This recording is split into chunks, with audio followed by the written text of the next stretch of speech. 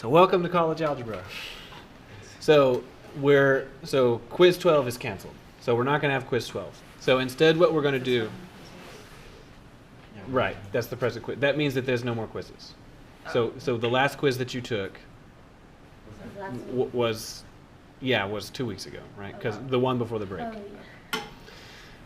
So that means that there's 11 quizzes in total. So the final exam will be arranged in the following way. You'll have the opportunity to redo questions from quizzes 7, 8, 9, 10, and 11. And before that, you'll have to do a mandatory 6 or so questions. So I'll post a review for those 6. The review will have, probably on the order of 20 questions, and the review will be taken from questions similar to those. Okay, so then the way the final exam will go is you'll come in, you'll do 6 or so mandatory questions, and turn that part in, and then once you've turned that part in, you're free to start the redo portion, or if you wish, to leave if you don't want to redo anything. Okay? So you'll post a review, and then that review will be for the 6 questions that the exam will be, and then we can redo quiz questions. Right. Okay. Yes? Well,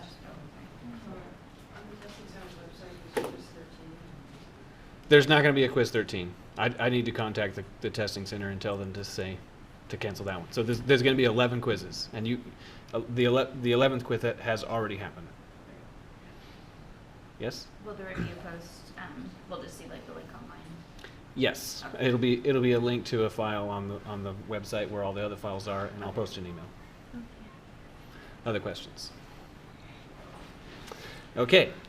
So last time we were talking about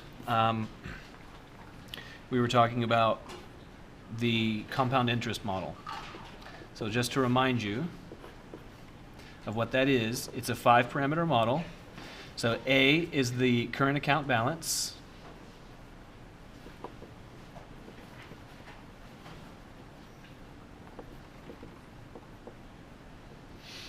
P is the principal. And this is also known as the current account balance at time 0.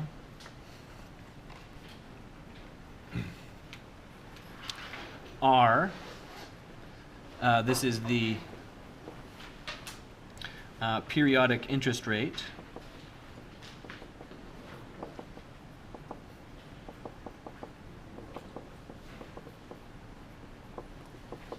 N, this is the number of compoundings per period.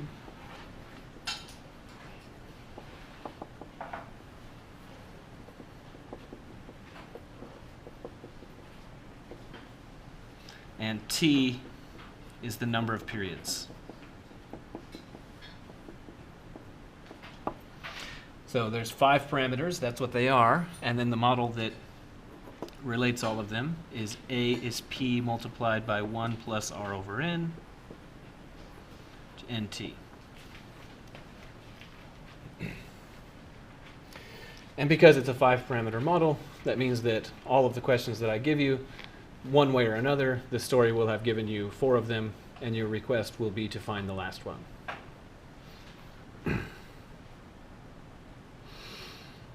Okay, so, and we did one of those last time.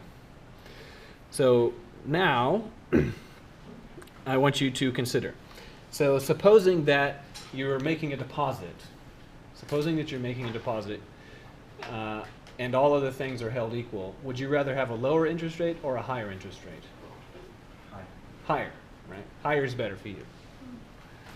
Okay, because it would, for example, if it's simple interest, if I say, okay, you can loan me $10, so you deposit $10 with me, and at the end of the year, I'll give you 10%, which means that at the end of the year, I'll give you back your $10, and I'll also give you 10% of your $10, which is $1.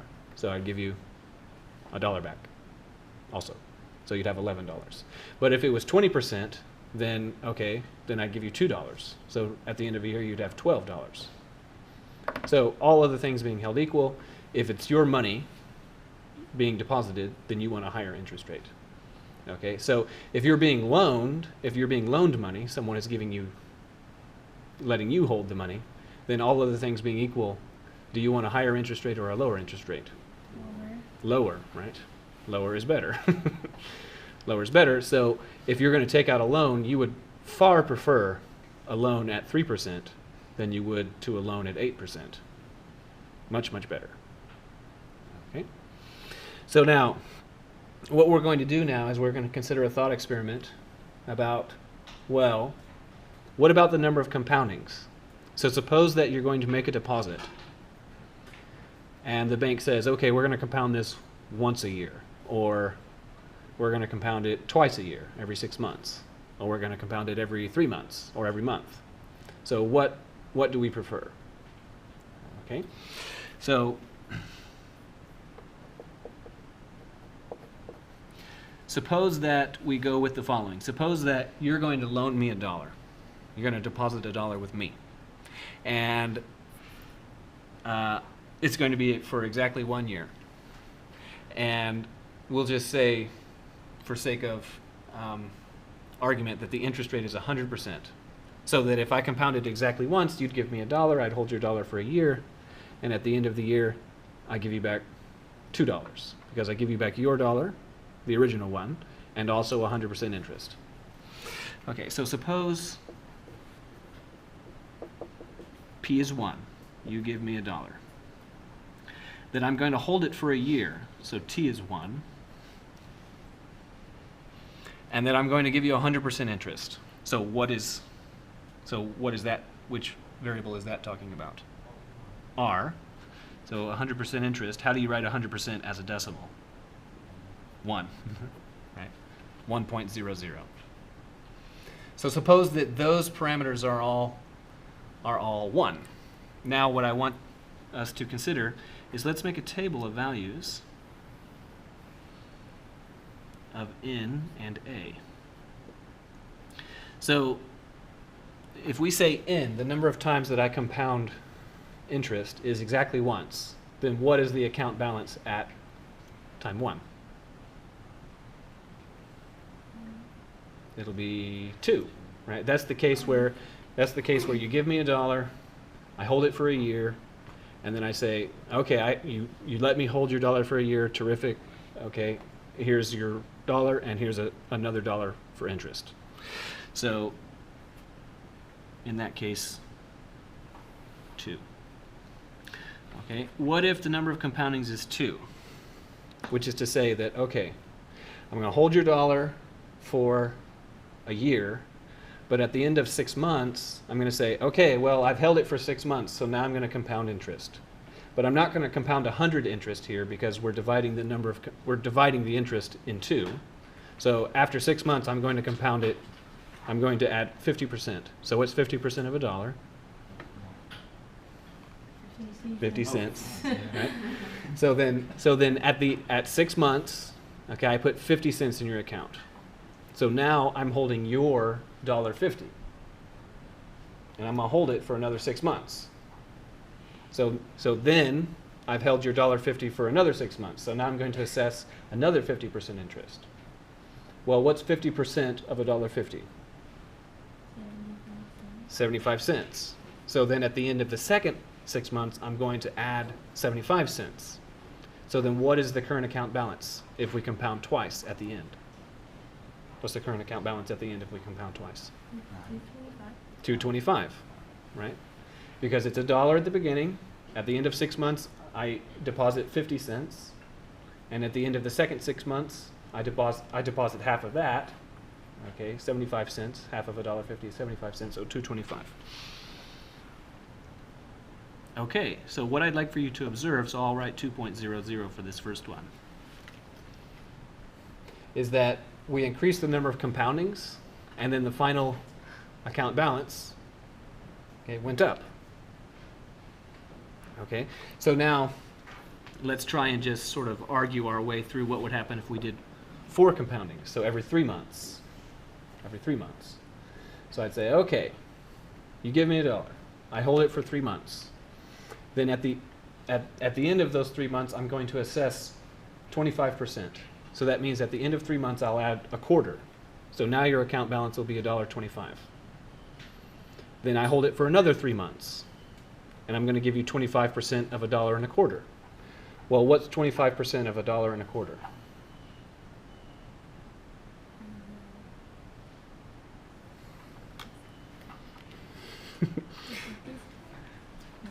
So $1.25 times 0.25.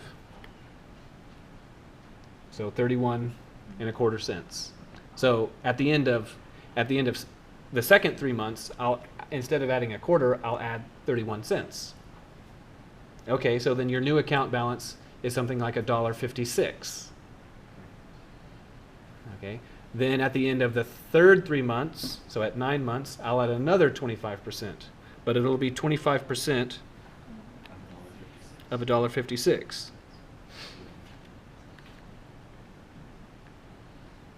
So then at that point, I'll add 40 cents. Okay, then for the last 3 months, you'll have something like $1.96 or something like that, and then I'll assess 25% more, and you'll have whatever you have. So do you see how, okay, it's going up? But we can compute this pretty easily with the formula because it's just this formula, right? It's that one, except we know all these variables are 1. So if we plug in 1 for all of those things, the formula will be 1 plus 1 over n to n, right? Because all the other stuff is 1. So to evaluate this, what we need to evaluate is 1 plus 1 over 4 to 4. So if we compounded 4 times, that would be the answer. So let's plug that into the machine. 1 plus 1 over 4 to 4.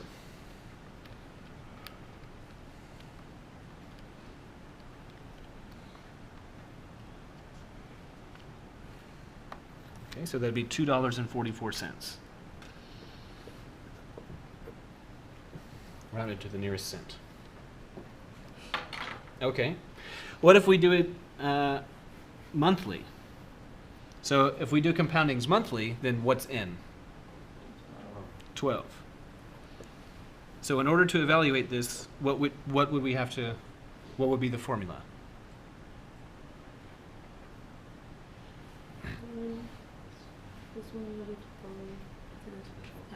Very good. 1 plus 1 over 12 to 12. Okay, if we plug that into the machine,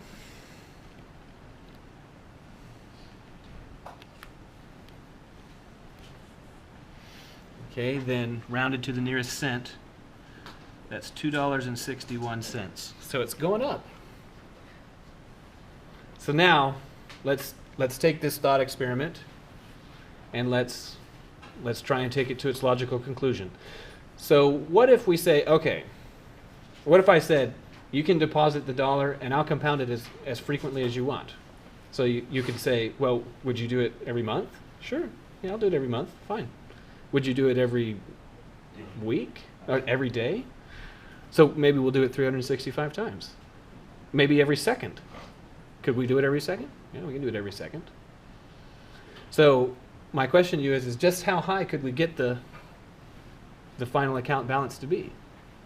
You know, maybe I do it every nanosecond. Nanosecond is a really short amount of time. You know that light travels about a foot in a nanosecond. Light is as fast as you can go. It's the law, right? That's the speed limit. But even in a nanosecond, light only travels about a foot. So we'll compound it every nanosecond. Let's do it every second. So how many seconds are in a year? So there's 60 seconds in a minute, 60 minutes in an hour, 24 hours in a day, 365 days in a year. Not really, right? It's more like 365.49 or 249, I mean. Whatever, we'll just go with this. That's how many seconds are in a year. That's how many seconds are in a year. So what if we skip down the table a little bit? to that one. 3153600. Okay, so how big is this going to be? Is it going to be more than $5?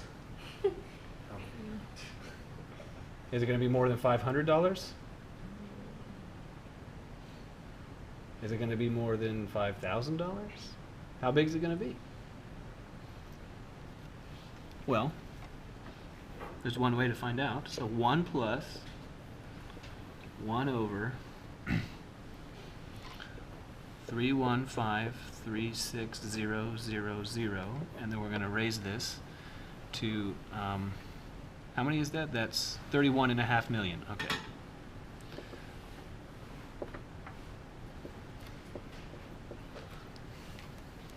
Okay, so if we type this into the machine, 1 plus 1 over 3153600, and then raise this to 3153600. Okay, have it typed in. So have your guess in mind. Is it going to be more than $5? More than 500? Okay, here we go. That sucks. So if you round that to the nearest cent, that's $2.72.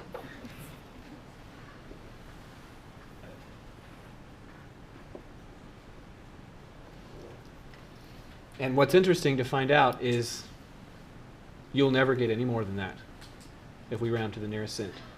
Every second, every nanosecond, every billionth of a nanosecond, it's never going to go over this much. Not ever. Is it because that number is going to get really small?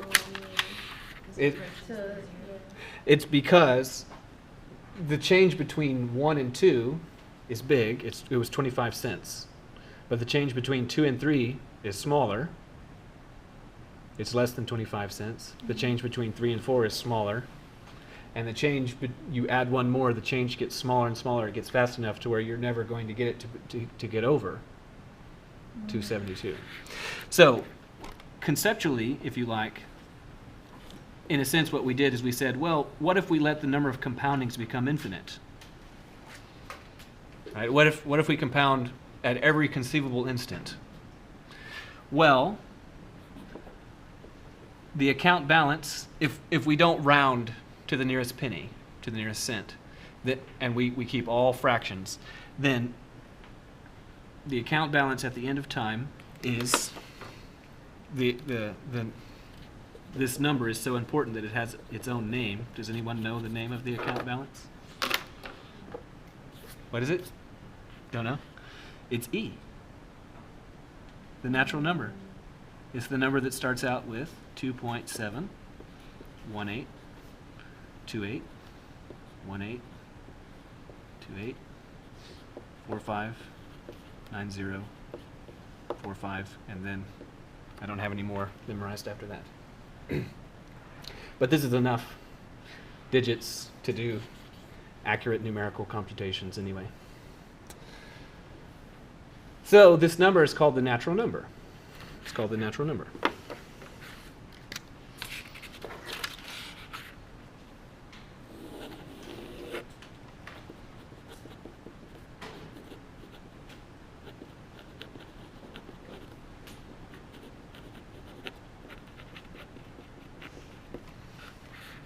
So if we go with that thought experiment that, okay, I agree that you'll deposit $1 with me and it'll be for 1 year and we'll have 100% interest and you can choose whatever number of compoundings that you like, then the maximum achievable payout for you at the end is E dollars.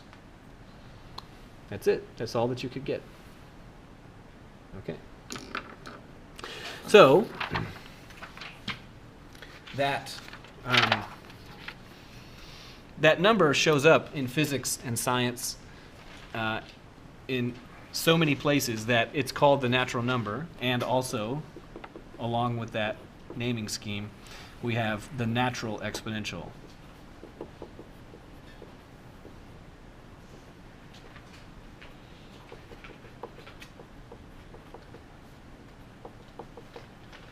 So the natural exponential is the function, the exponential function that's base e.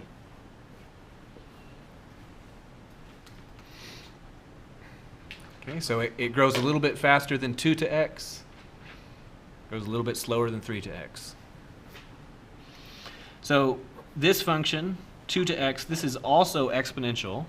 That's exponential, but it's not the natural exponential. 10 to x, that's exponential, but it's not the natural one. It's not the natural one. Okay, the natural one is the one that's in base e. So this is one last model, continuously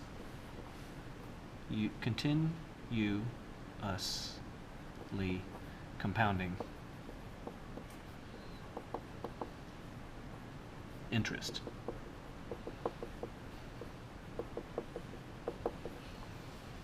So now this, we have the compound interest formula, which we considered last time and on the first page of this time. A is P multiplied by 1 plus R over N to NT. And now we have another model where A is the current account balance,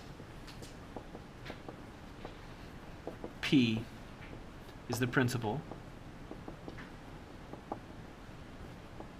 R is the periodic interest rate,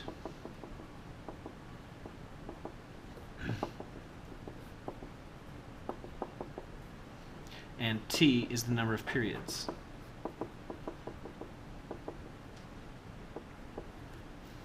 So what's notably absent? N. Yeah, there's no N.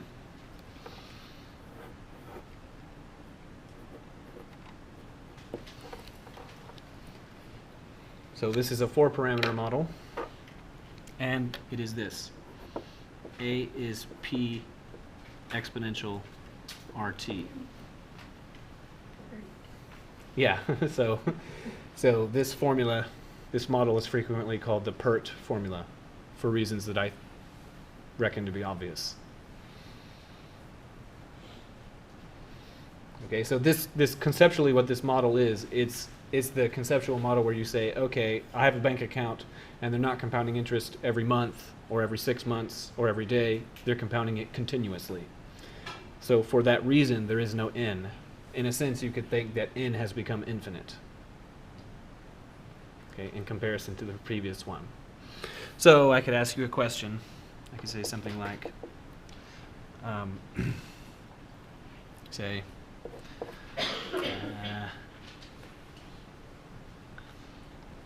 find the current account balance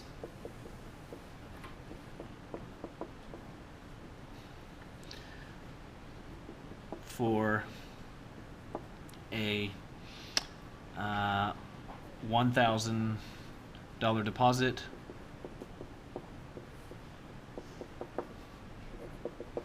at 3.1% annual interest, compounded continuously,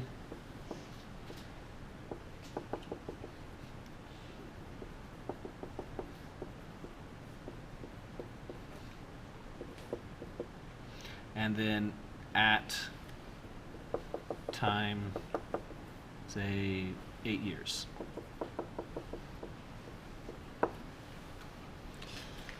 So now we have two compound interest formulas. Now we have that one and that one. So for this exercise, which one are we going to use? Right, the one that we just went over, right? For time constraints, it has to be that way. But what's your signal? What's your signal that in fact we need to use this one and not that one? Yeah, the fact that it says continuously. Okay, if it said compounded quarterly, then that would mean that you need to use this formula with N is what? 4. If it said monthly, that would mean you need to use this formula with N is 12. Okay, but the fact that it says continuously means that you need to use the continuously compounding interest formula. Okay. So what is it that we know? So A, do we know this, or are we to find this? It says we have to find it. It says we have to find it, right? Find the current account balance. So this is what we are to find. So if that's the case, then it must also be the case that we have every other variable. So let's check and see if that we do really have every other variable. So do we have P? It's 1,000. Do we have R? Right. So written as a decimal, 0.031. Do we have T? 8. Okay. So notably, I'd like for you to observe it's a 4-parameter model, and we were given 3 of the 4. Okay, so this, in that way, at least, this question makes sense. Okay, it wouldn't make sense if I gave you a 4-parameter model but only gave you 2 of them. Right. Okay. So A is P exponential RT. So A is 1,000 exponential 0.031 multiplied by 8. Okay, so I'll give you a moment to plug that into your calculator.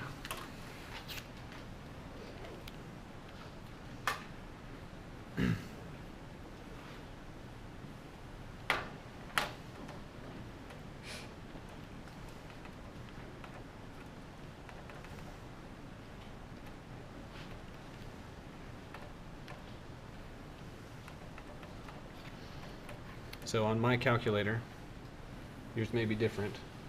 In my calculator, that's what the exponential looks like.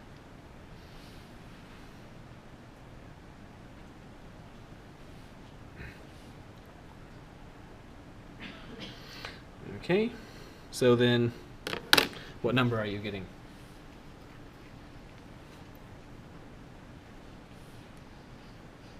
Do you want to do it?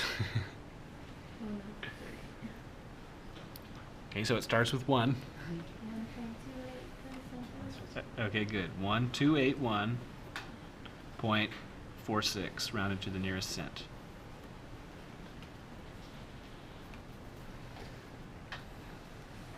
Okay, so you should be aware that this, as far as real world finance is concerned, is totally not even close to the truth.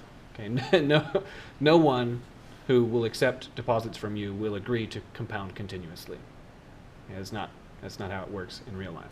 In real life, essentially almost every financial instrument and institution is compounded monthly, the vast majority of them. Okay, which means that this, as far as real world is concerned, this is a far more accurate depiction of real life. This one, you know, if you take finance courses and things like that, you end up studying this one a lot because you can do calculus with this one, and then you can do some interesting things, and then only when you get a little bit further advanced, then you start dealing with this one. Okay. Any questions about this? Okay. So, just a brief look at some consequences on the plots. So we've already looked at this, one aspect of this anyway. So let's consider the function f of x is b to x.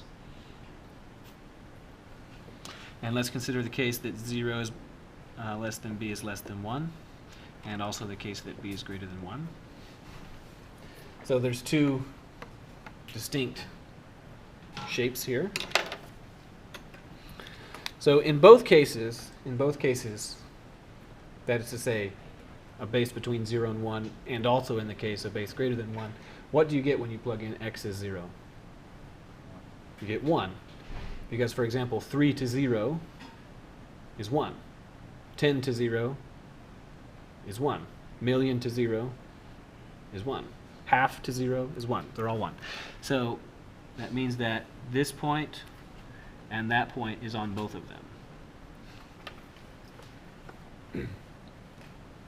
Okay, then for this one, supposing a base between 0 and 1, okay, what will happen from this point as you go to the right? It'll decay. It'll decay.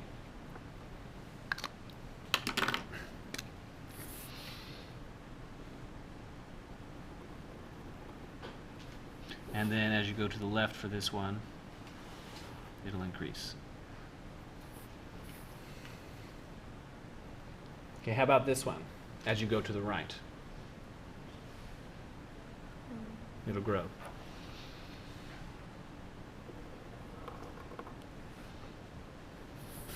And to the left, decay. Okay, so that's the basic shape. Now, one thing I'd like, so I already said this, but now that I've drawn the red part, I can say this is the point 0, 1. It's always part of an exponential function. Okay, then this right here, the exponential function never gets negative. And as you, for this one, as you go to the right, it gets closer and closer to 0. So what is this? It is decaying, but what is this? Thank you. So this is a horizontal asymptote of y is equal to 0. Also, this is a horizontal asymptote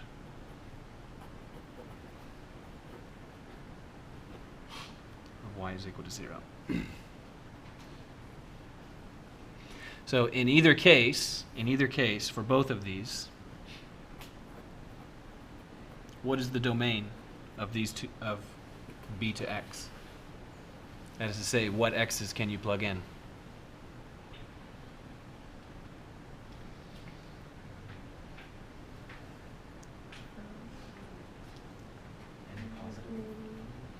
So, for example, let's consider just this one.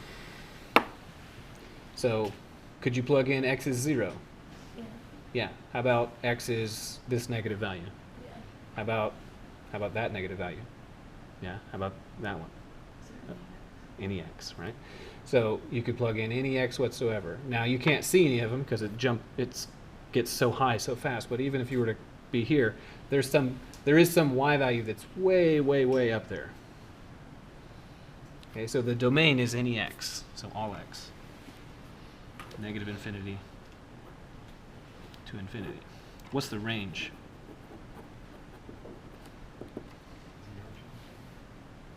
Okay, 0 to infinity, I like that.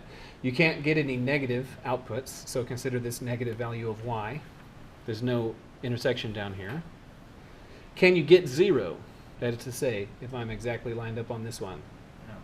No, you can't. So it's 0 to infinity, and it's open at 0.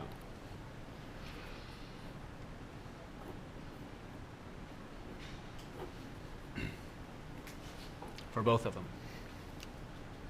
Okay, so then if that's the case, I'd like for you to consider, how about this function? F of x is 2 to x plus 3. So how would this look?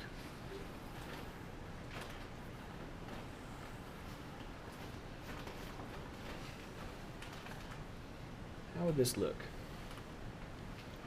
So in the first place, we could say, for example, ignore the plus 3 for a moment. If we ignore the plus 3 for a moment and just look at the 2 to x, then will it be more like the one on the left or more like the one on the right?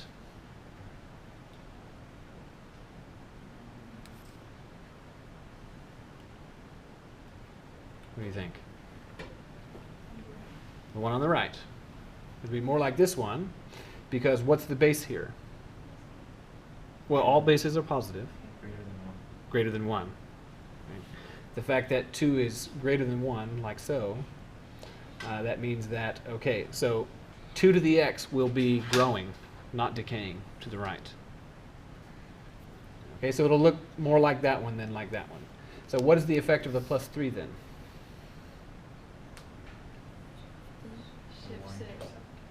shifts it how? Right. To make it. The red won't be shifted right. It'll be shifted up. So let's consider here. Let's consider b to x. B to x. The smallest that could ever be is 0. Right? It can't get any smaller than that. That's what these pictures are saying. So 2 to x, the smallest that could ever be is 0. What's the smallest 3 could ever be? 3, right? So then what's the smallest that 2 to x plus 3 could ever be? 3. So this function has a horizontal asymptote. What is it? Yeah, 3.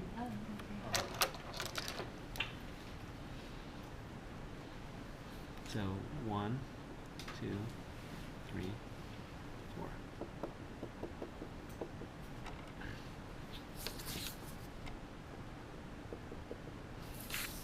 So the effect of adding that plus 3 is to shift that horizontal asymptote up. This green point will also shift up, and that makes sense, I hope, because, well, what would you get for this function if you plugged in x is 0? You get 4. Because 2 to 0, that'd be 1, and then you add 3, that'd be 4. So it would look like this.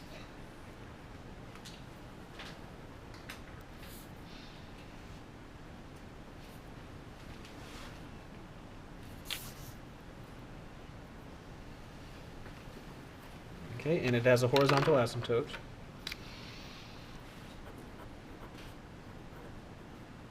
Y is 3. How did you determine that was b is greater than 1? Because the base is 2. Oh, Okay? Okay, what about this one? F of x is 3 to negative x.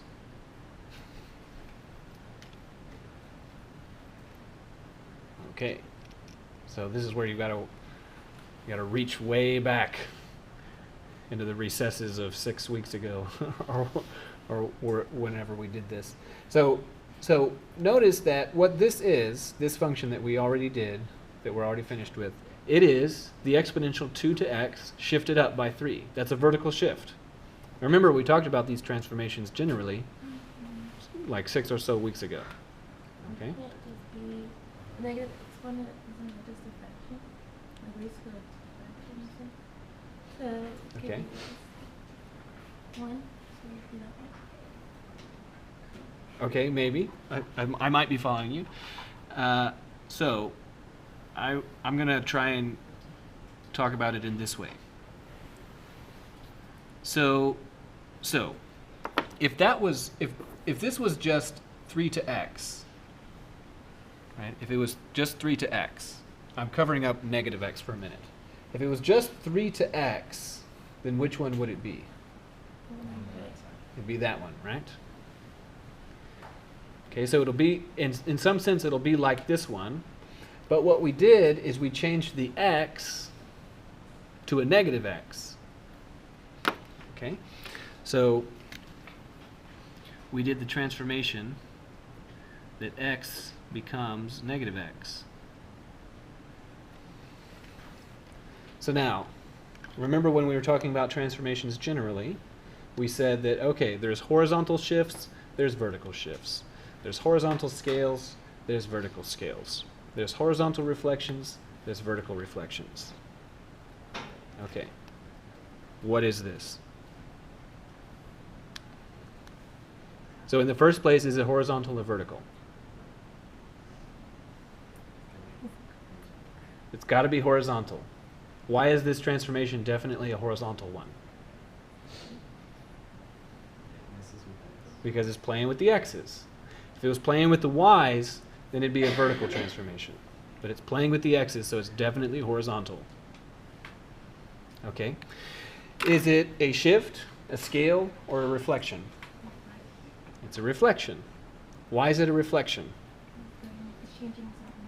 Because you're negating. Right? So it's horizontal because we're playing with x. It's reflection because we're negating. So this is a horizontal reflection. That's what it is. Now, this point is definitely part of it.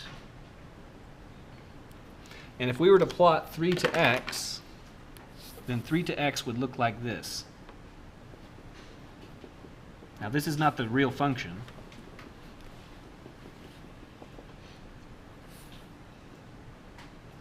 That's what 3 to x looks like. What we want is the horizontal reflection of that. So what would the horizontal reflection of this look like? It'd be like you take it and turn it over. Okay, so what we're looking for looks like this.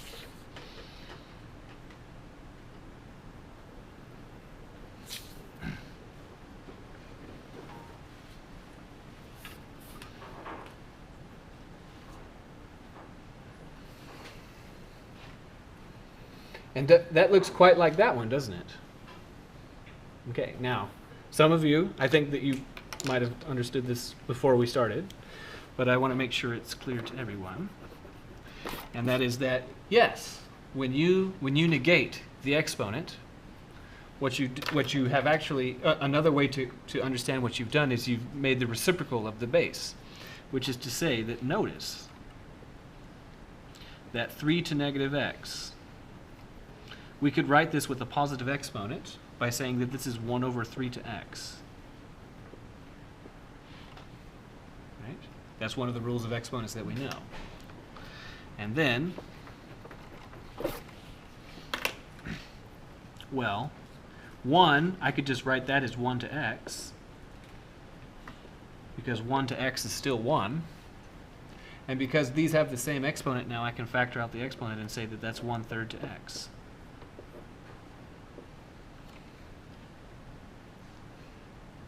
Okay, generally speaking, the identity is that a to negative x is 1 over a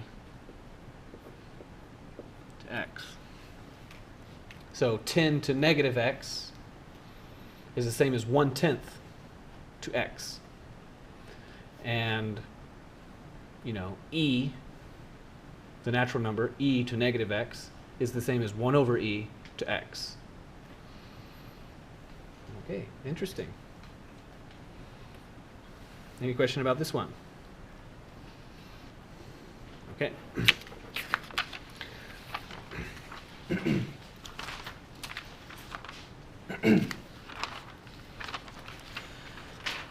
So, now we're going to just start something. So, consider this. Consider the generic exponential function, but now I'm going to consider the case where the base is greater than 1 as a specific case. So the base is greater than 1. It's an exponential function, so it definitely goes through that point right there. Because the base is greater than 1, it'll be growing to the right and decaying to the left.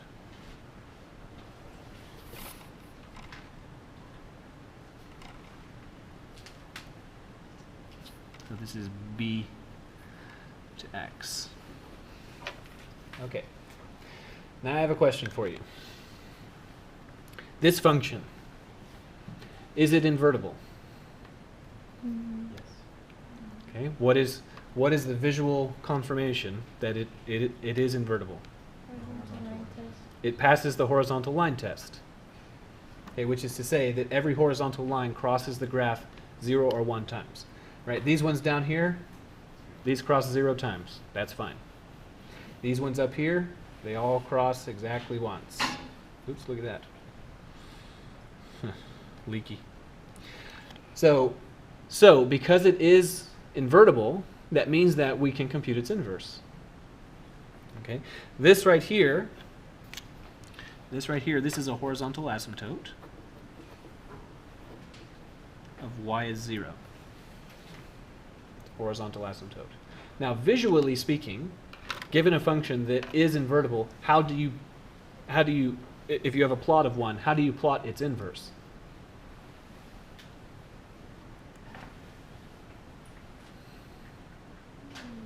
How do you do it? Reflected over y as x. So let's draw y as x.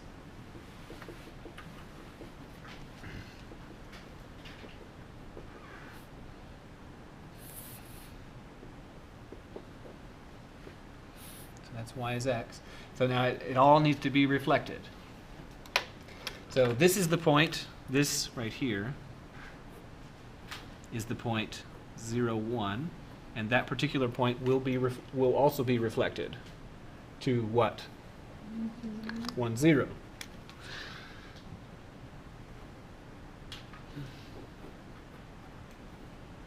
So it reflects to 1, 0. And then now, this is a horizontal asymptote of y is 0. What will it reflect to? X is equal to 0, and it won't. And over here, it's a horizontal asymptote. So what will it become? A vertical asymptote. So this horizontal asymptote will reflect to a vertical asymptote, which is to say that we get something that looks like this. Okay, and then I'll try and just draw it symmetric across that line, something like this.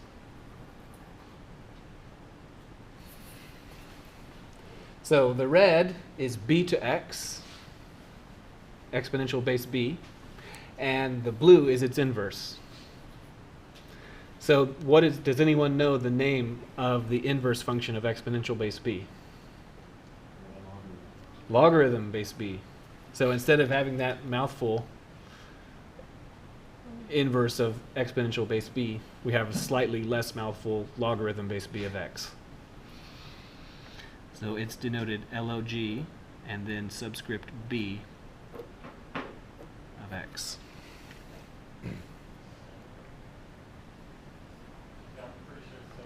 So logarithm. Okay, so now definition.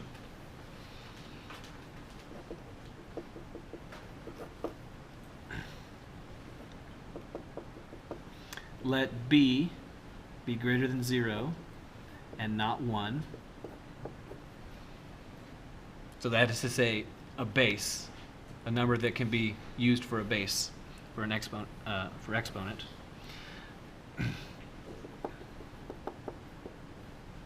Then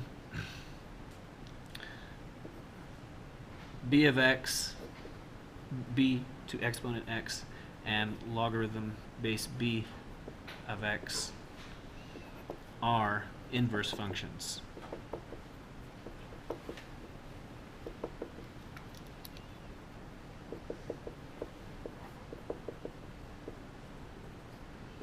Which is to say, for example, the following. 5 to x is equal to 4. This is the same thing as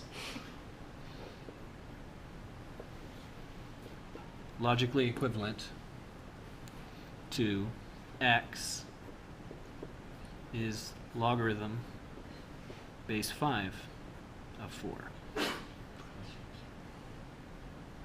So now this looks a little weird. But I want to kind of help you match the pattern to say that, well, what if we were considering 3x is equal to 2? And if I wanted you to solve for x on this equation, what would you do? You'd have to divide by 3. So when the 3 is over here, it's multiply. But when I move it over here to the other side, it's divide, right?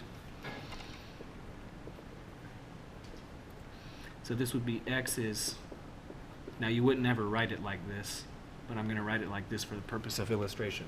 So over here, it's multiply by 3. When you move it to the right side, it's divide by 3. So here, this is base 5, And on the left side, it's exponential. But if you want it to be on the right side, what is it? Logarithm, right? So it's exponential base 5 on the left, logarithm base 5 on the right. Multiply by 3 on the left, divide by 3 on the right. So what logarithm, among the things that logarithm allows you to achieve, it allows you to start dealing with equations that have exponential bases in them, because you can get this 5, say, over here. So do we have enough time for one? No, we don't. So have a nice weekend.